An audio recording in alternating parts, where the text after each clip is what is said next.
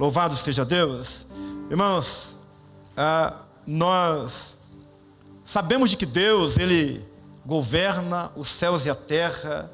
Nós ficamos impressionados, né, quando nós acordamos pela manhã e nós temos a oportunidade de contemplar o brilho do sol, a escuridão indo embora.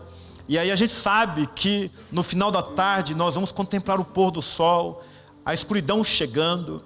No meio de tudo isso, nós vamos contemplar a beleza da natureza, daquilo que Deus criou, né? E a maneira como que Deus, e isso nos traz à memória, a maneira como que Deus criou todas as coisas. Isso é muito bom para nós, né? A gente olhar e ver Deus governando a natureza, e a natureza se deixando ser governada por Deus e obedecendo ao Senhor. Nós ficamos maravilhados quando nós olhamos para o desmatamento, queimas da Amazônia e tantas outras florestas. E quando nós olhamos e vemos tudo em cinzas, nós percebemos aquela escuridão por conta do fogo, por conta da queimada. E isso entristece o nosso coração, isso mexe com nós, por quê? Porque nos leva para um ambiente de caos, de morte, de destruição. Dá uma sensação de estarmos perdendo algo tão precioso. E a natureza é preciosa por quê? Porque Deus criou a natureza, Deus criou todas as coisas.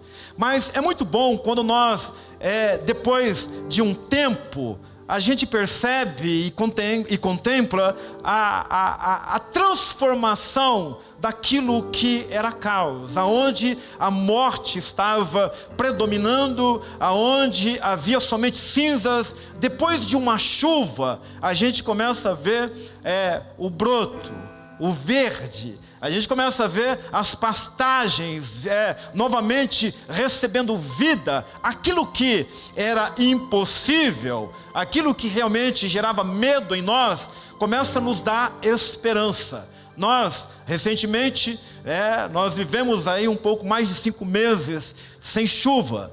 Isso foi muito ruim por conta das tragédias, queimadas, por conta da sequidão. Nós olhávamos os canteiros das avenidas da nossa cidade, né, em tantos outros lugares. O que a gente via? A grama que estava verde em um tempo passado, seca. Não tinha nada de vida. E aí, então, poeira, fumaça, muita queimada, muita angústia no nosso coração. E não tinha como a gente desfrutar daquilo que a natureza é, por falta da chuva. E a chuva, depois que ela vem, ela traz, a natureza passa também, nós contemplamos isso, ela passa por um processo de transformação, aonde havia morte, há vida novamente, exatamente por conta da chuva, que não foi São Pedro, nem um anjo, nem um outro santo que enviou, porque eles não têm um poder para isso. Mas uma chuva que a Bíblia diz que é Deus que derrama sobre o justo e o injusto, assim como o sol brilha também sobre toda a face da terra. E por conta da chuva e o brilho do sol, a vida. Eu estava na cabana durante esse tempo que começou a chuva. Irmãos, logo na segunda chuva, e não muito forte, eu fui percebendo o mato crescendo. E eu não posso ficar bravo com o mato, com as ervas daninhas. Eu não posso reclamar. Por quê? Porque é a transformação, sabe? É um milagre, é a transformação que Deus opera na natureza. Lá na frente da cabana, eu plantei um ipê, tem o roxo e tem o branco. O branco, ele já produziu flores neste ano, normalmente é uma vez só, já é a terceira vez. Mas nesses dias que eu estive na cabana, ele produziu muito mais flores do que nas outras vezes. E eu fiquei impressionado, por quê? Porque eu estava lendo a Bíblia e eu vi nas pontas, esse peixe estava muito seco. É normal, isso é normal, né? Isso é do ipê. E eu vi alguns pontos meio esverdeados na ponta de cada galho. E eu logo imaginei, vai brotar folhas, né? É o normal, é o natural. E quando foi no outro dia, eu pude contemplar a transformação, sabe, a vida, a esperança em uma árvore. Ele estava tão florido, mas tão florido, e permaneceu bem florido durante 3 dias. E eu louvei a Deus por aquela transformação. Depois de 3 dias as flores caíram ao chão e o vento levou. E dali a pouco começou o broto das folhas. E agora este pé está com folhas viçosas, verdes, bonitas e já produzindo sombra. Isso é maravilhoso.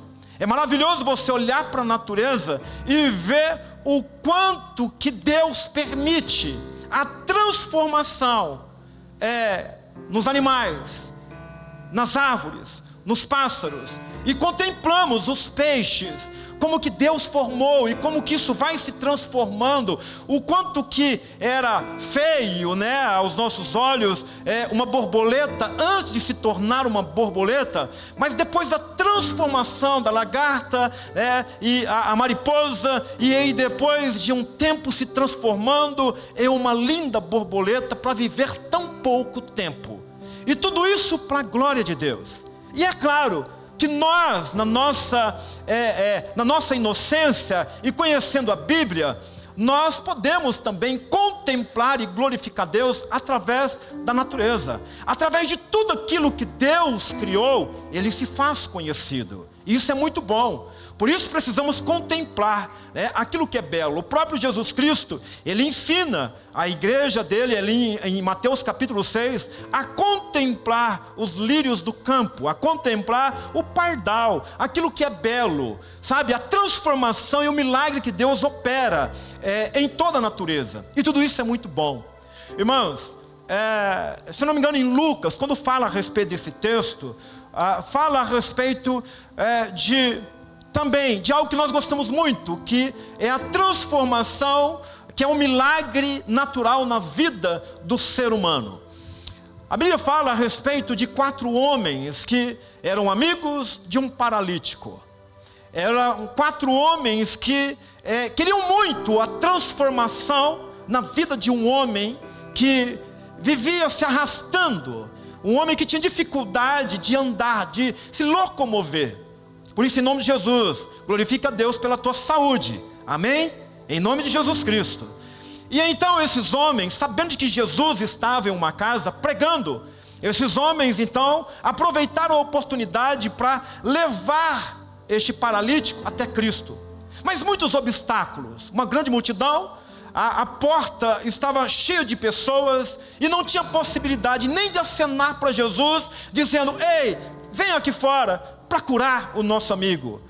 Sem ter essa possibilidade, eles sobem em cima do telhado e através de uma maca, eles descem este rapaz até Jesus.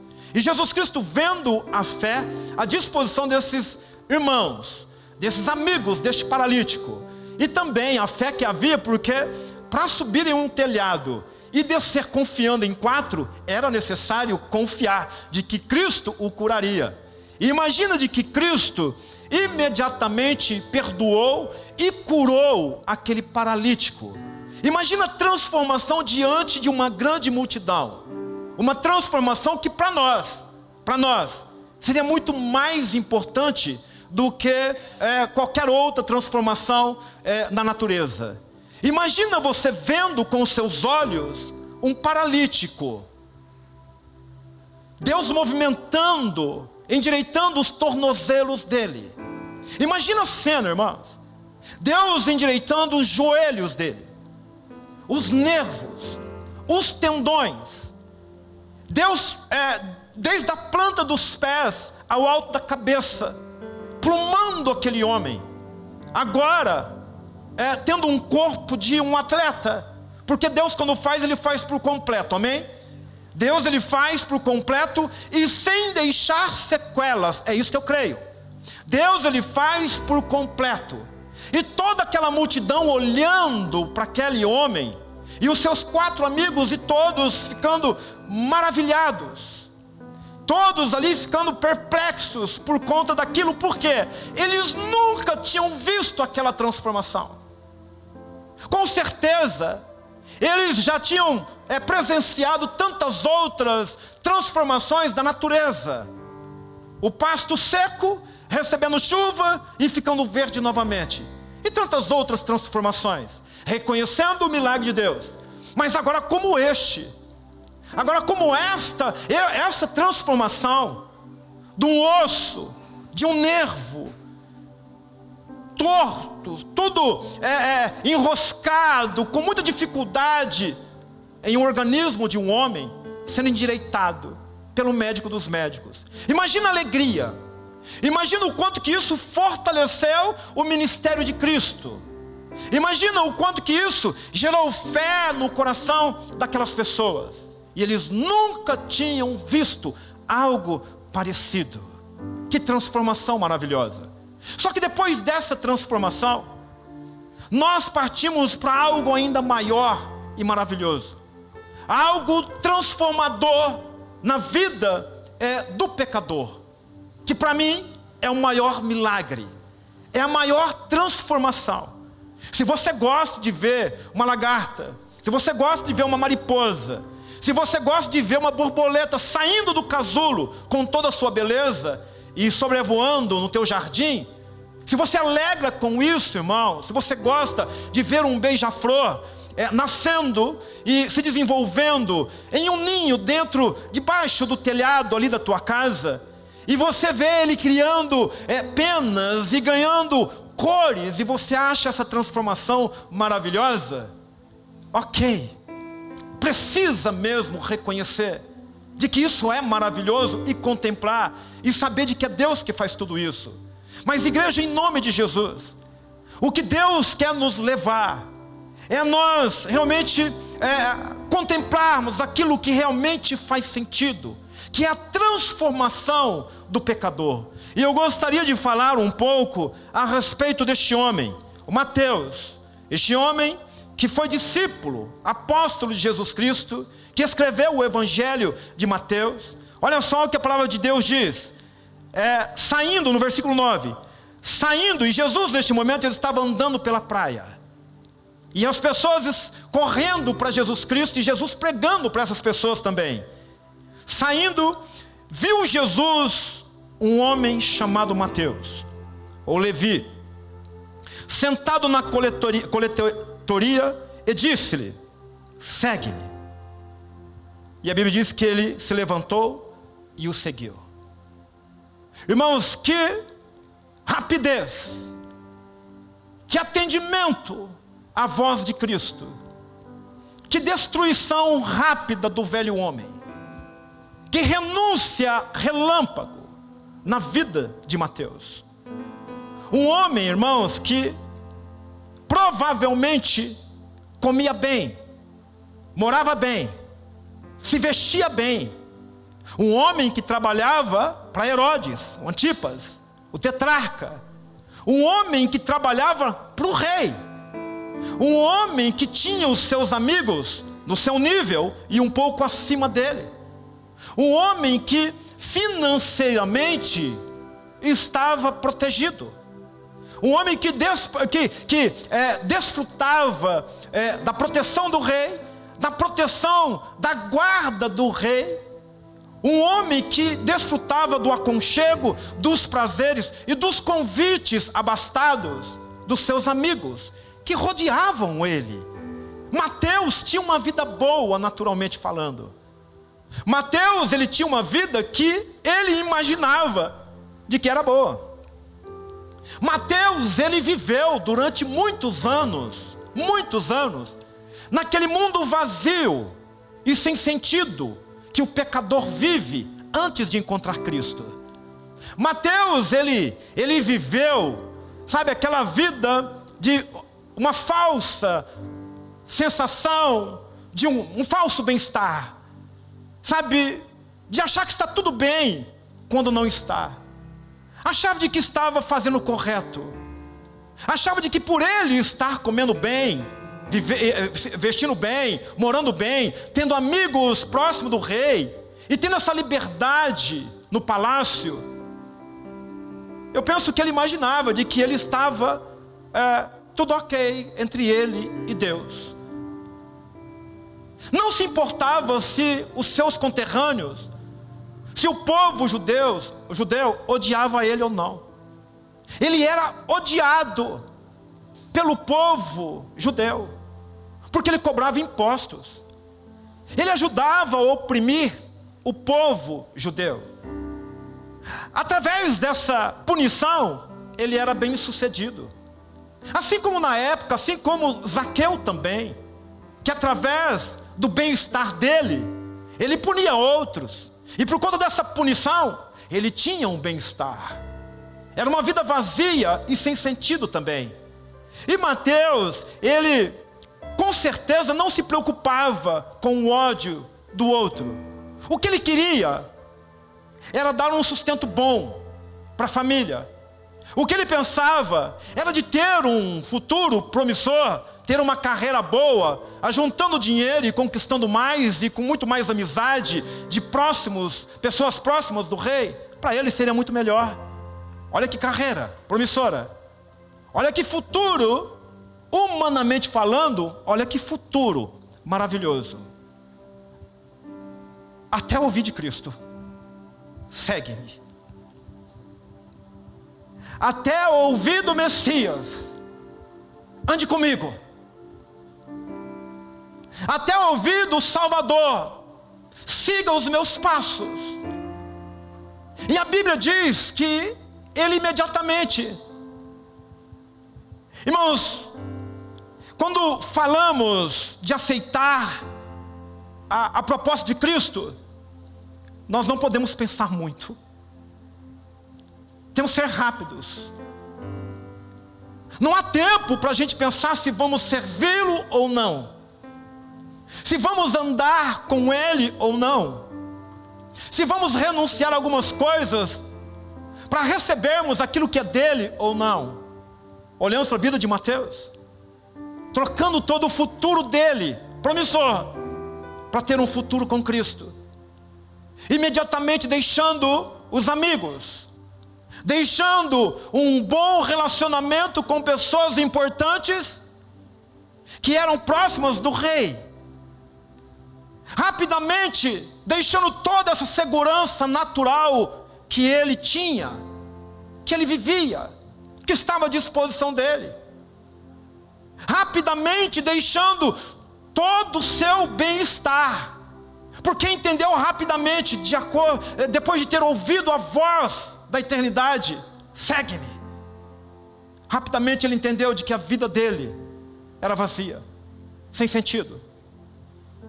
E então este homem, ele segue a Jesus Cristo e o convida para um banquete, e o convida para uma festa, e o chama agora para ser amigo dele. Agora ele deixa de ser servo de Herodes para ser servo de Cristo. Ele deixa a riqueza do mundo para desfrutar da riqueza eterna. Agora aquelas pessoas que odiavam ele por conta da opressão, agora ele vai ter que aprender a amar essas pessoas e valorizar, e convidar essas pessoas para amá-lo também. Agora ele convida Jesus, e não somente Jesus, mas também os seus amigos, os publicanos, os pecadores, para um banquete. Era ele celebrando aquilo que nós temos que celebrar: a transformação do chamado, a transformação que a voz de Cristo traz na vida do pecador. Essa festa, irmãos, que eu tenho certeza e convicção que não foi somente naquele primeiro momento, não. Porque este homem morreu, ele viveu para Cristo, e ele morreu por Cristo, e foi até o final, sendo transformado. É essa transformação que nós precisamos valorizar. É essa mudança na vida. Irmãos, olha para a nossa vida, olha para a nossa história. Volta um pouquinho no passado, na tua casa, ou até mesmo aqui. Permita o Espírito Santo tomar você pelas mãos e abrir a janela do teu passado e mostrar para você quem você era lá, o que Deus fez na tua vida, o que Deus fez na tua história. Eu não sei se você desfrutou deste banquete como Mateus desfrutou com Cristo desde o começo.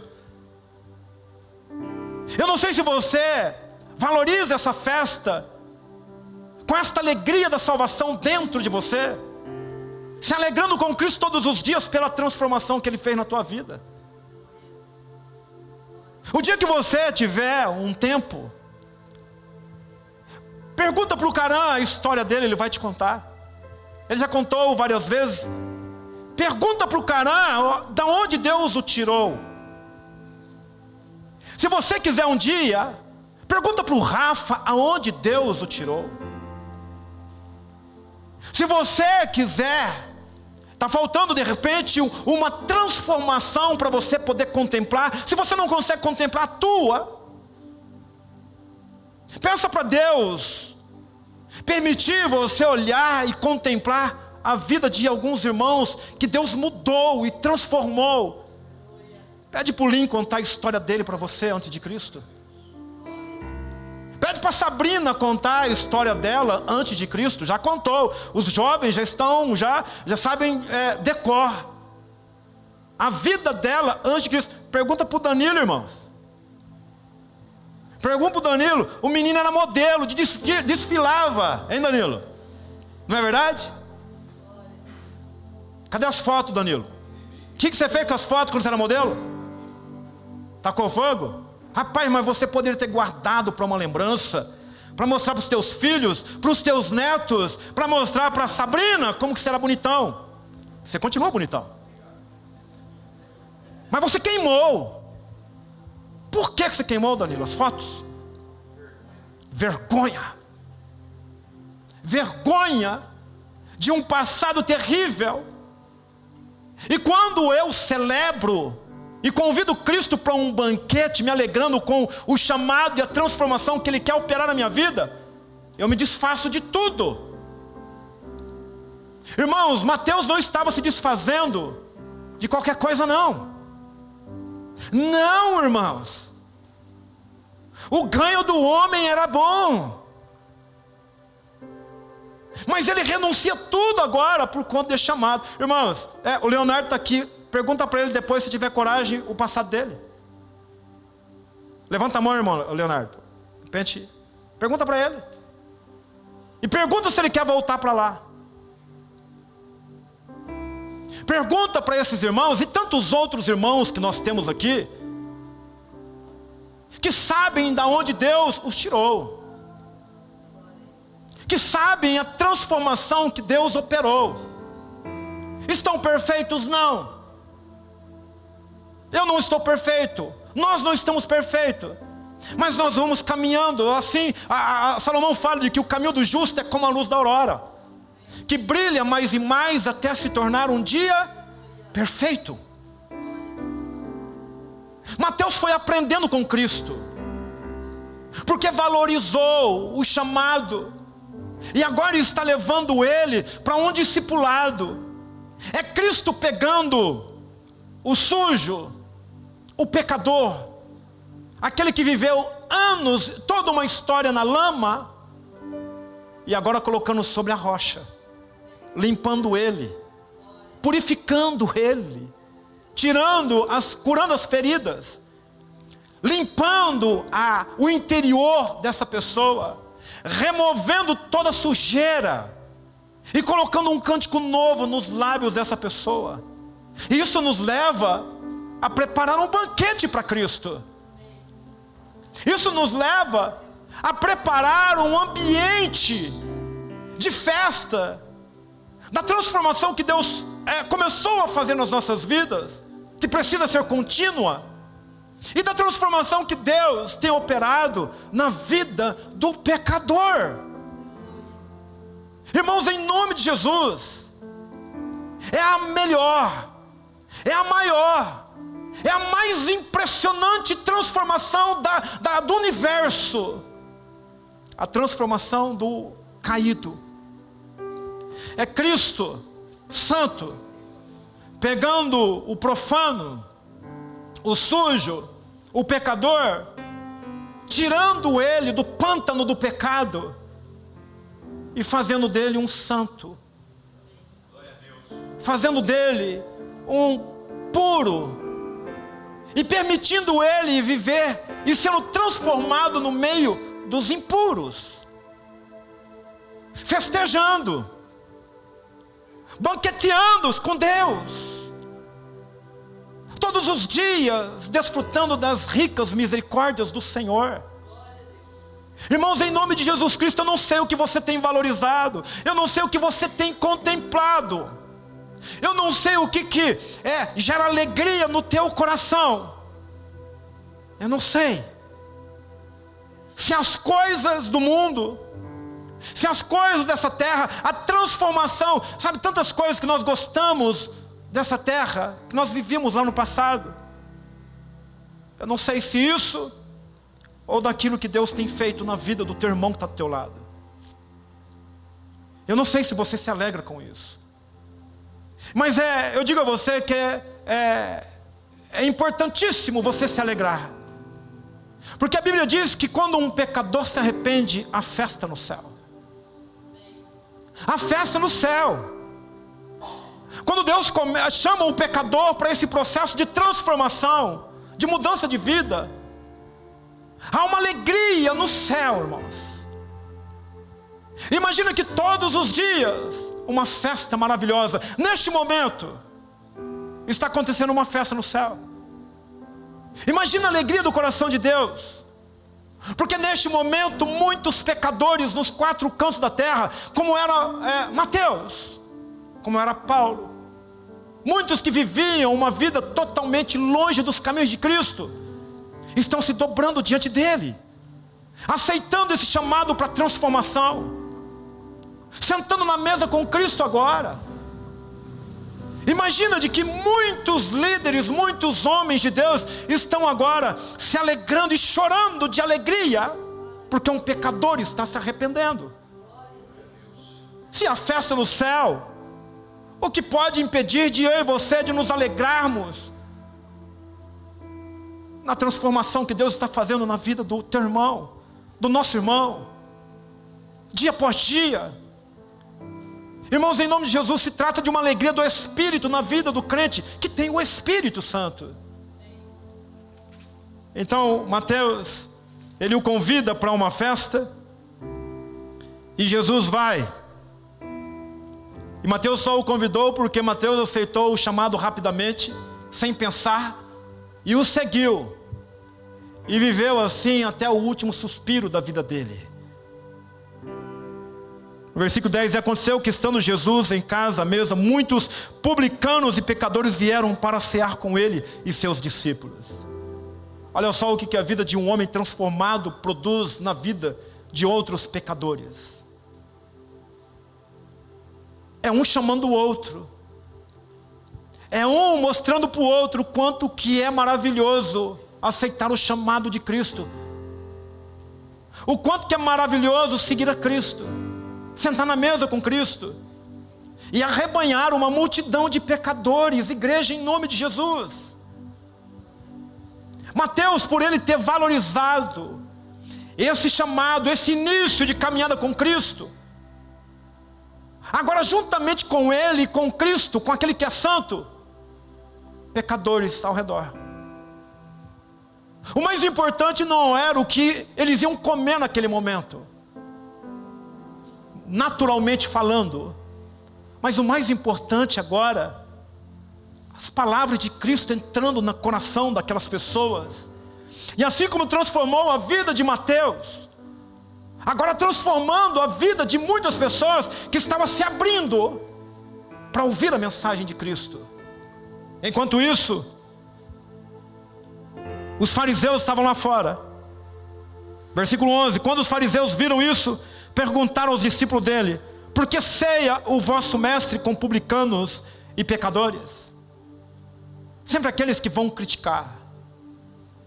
Irmãos, é aquele que não consegue se alegrar com a mudança e transformação do pecador. Ele não consegue identificar. Ele não consegue ver uma melhora na vida do outro. Ele acha que o outro tem que ser perfeito da noite para o dia. Ele não consegue nem adorar a Deus pelo milagre que Deus está fazendo na vida do pecador. Irmãos, os fariseus, os religiosos, homens que julgavam, que criticavam e perdiam o seu tempo condenando as pessoas. Pessoas que Jesus Cristo atraía para ele. Pessoas que Jesus Cristo convocava. Essas pessoas odiavam Mateus e os seus amigos. Mas agora Cristo está amando. Cristo está transbordando do amor dele. E Mateus e as pessoas correndo para ouvir Cristo pregar. É muito melhor do que a transformação do paralítico. Eu não sei, entre um paralítico sendo curado aqui na frente e uma prostituta entrando desesperada por essa porta, correndo e chorando aqui, confessando seus pecados, eu não sei o que você escolheria. Eu não sei aonde que você fixaria os teus olhos. O que levaria a igreja a glorificar a Deus? A transformação do paralítico, se colocando de pé e firme com um corpo de atleta, ou uma prostituta se arrependendo, chorando, confessando seus pecados, batendo no seu peito: perdoa-me, Senhor, porque eu pequei contra ti. Eu não sei o que alegraria mais você. Eu não sei que tipo de avivamento a igreja está esperando. Se a transformação trazendo saúde para um corpo enfermo, ou uma transformação de almas, mudança de vida, arrependimento e quebrantamento. Transformação. A transformação do pecador, o maior milagre que existe. Mas os fariseus no meio da igreja não conseguem entender isso. Eles querem outras coisas para aplaudir. Tem dificuldade de cantar para Deus. Irmão, você vem na igreja e tem dificuldade para erguer a mão, abrir tua boca e cantar um cântico para Deus. Você está com dificuldade de entender o que Deus fez na tua vida. E que o que aconteceu na tua vida não aconteceu por méritos teus, não. Tem acontecido por conta do chamado de Cristo, que encontrou eu e você no meio do caminho e deseja levar eu e você para essa mesa de transformação, de mudança de vida. Enquanto muitos estão lá fora criticando, porque você deseja Cristo e busca Cristo e quer ficar na mesa com Ele, muitos estão criticando e você se alimentando daquilo que Cristo é. Os fariseus sempre fazem isso. Mas Jesus responde, no versículo 12. Jesus, ouvindo, responde: os sãos não necessitam de médicos, mas sim os doentes. Mateus tinha bons médicos antes de Cristo? Tinha. Mateus tinha saúde? Tinha. Era letrado? Era um homem importante? Era. Ele tinha um intelecto diferenciado de outros discípulos? Tinha. Humanamente falando, sim, tinha. Era saudável em todos os aspectos naturais. Mas espiritualmente aquele homem estava doente, enfermo.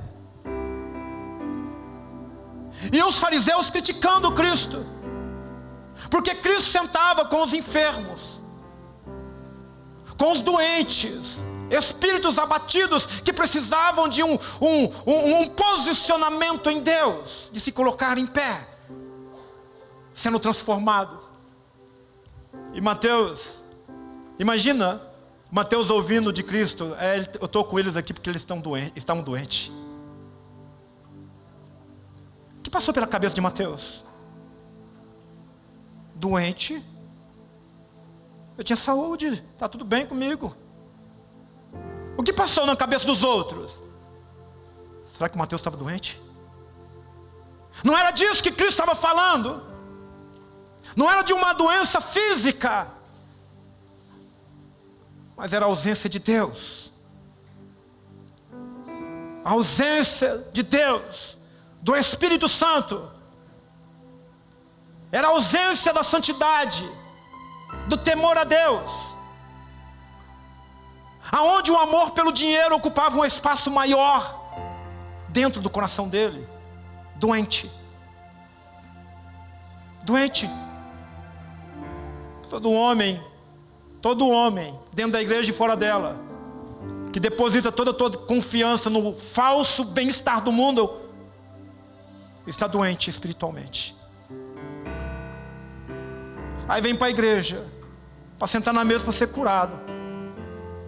Irmãos, lembra na época da Covid? A Covid, meu Deus. Quando alguém ficava 1 mês, 2 meses internado, e quando saía, se recuperava, as pessoas faziam festa na porta do hospital. Médicos, enfermeiros, familiares, bexiga, com tantas outras coisas, se alegrando, porque se recuperou no físico, está voltando para casa vivo, e todos felizes por conta daquele acontecimento. Irmãos, se essa pessoa que foi curada pelos médicos, recebido com festa pelos médicos, enfermeiros e familiares, na porta do hospital para ir embora para sua casa,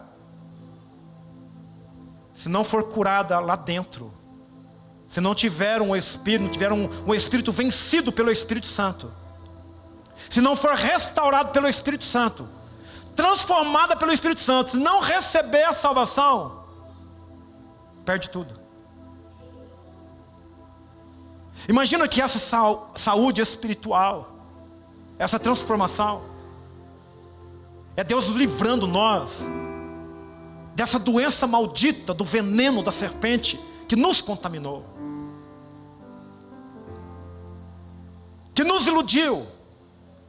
E Mateus estava sobre este efeito, doente, e Cristo dizendo na mesa: eu vim para os doentes, eu vim para o pecador. E aí Mateus tendo que ouvir: também pecador, doente pecador. Irmãos, e ele quietinho na mesa, e durante anos andando com Cristo, e depois continuou vivendo para Cristo, e não saiu da mesa, continuou pregando. Quarta-feira eu preguei aqui e falei a respeito de nós investirmos em almas, vidas, e que nós não podemos desistir de ninguém, assim como Cristo não desistiu de Mateus, assim como Cristo não desistiu de Pedro, irmão, assim como Cristo não desistiu de Paulo, assim como Cristo não desistiu de mim e de você. Ele não desistiu de mim e de você, mesmo nós lá atrás, doentes, pecadores. E aí então ele começou um processo de transformação na minha vida e na sua, que é digno de ser contemplado, é digno de ser festejado, irmãos. Se alegre pelo Evangelho de Cristo, se alegre por este Evangelho da cruz ter alcançado o teu coração, chamado você: segue-me,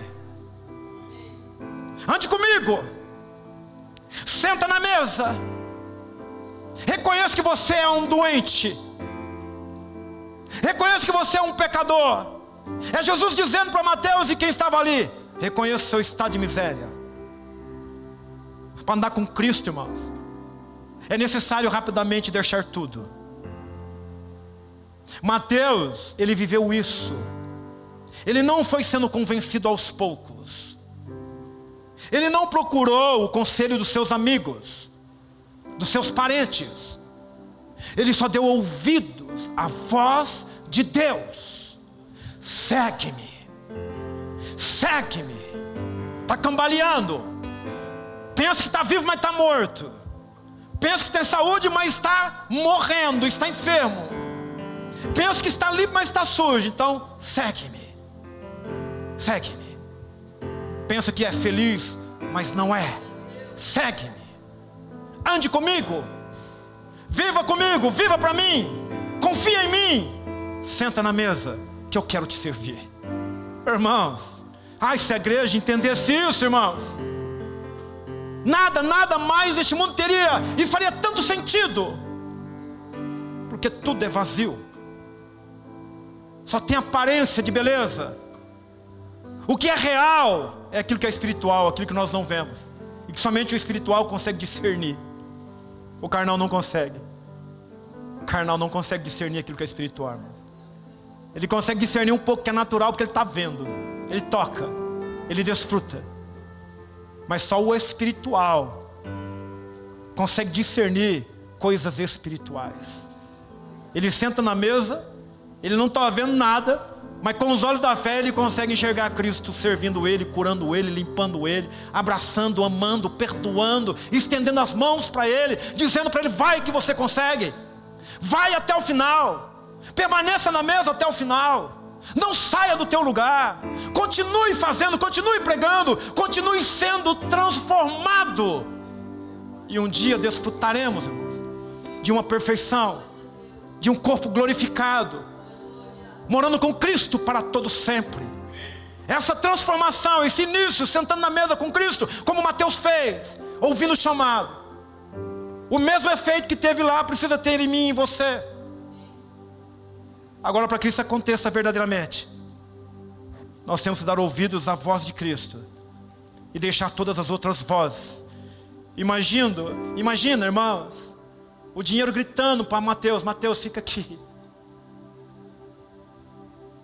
Imagina a segurança do rei gritando lá dentro dele: fica comigo que eu te guardo.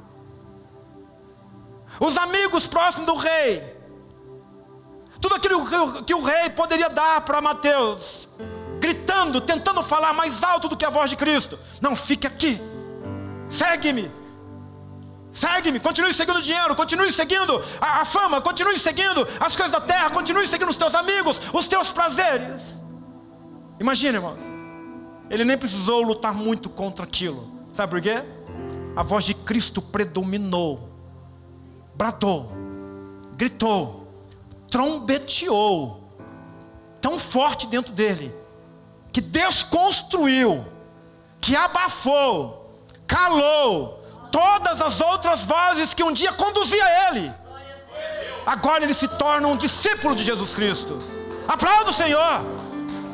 Aplauda o Senhor, porque o mesmo que Cristo fez na vida de Mateus, Ele quer fazer na minha e na sua vida também.